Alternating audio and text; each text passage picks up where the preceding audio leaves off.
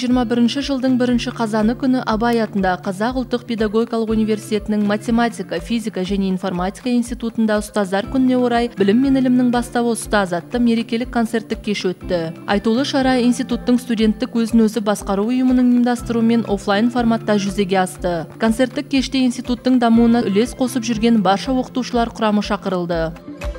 Мерекелік кешті университеттің әлеуметтік даму жөніндегі проректоры Шыңғыс Нұрланұлы өз құттықтау сөзімен ашып, ұстаздар қауымына жылы лебізін білдірді. Сонымен қатар математика, физика және информатика институтының директоры Мұрат Бекпатшаев білім және тәрбие саласындағы жұмыстарға белсене ат салысып, білімді жастарды тәрбиелеп шығаруға өз үлесін қосып жүрген институт оқытушыларына алғыс хаттар табыстады.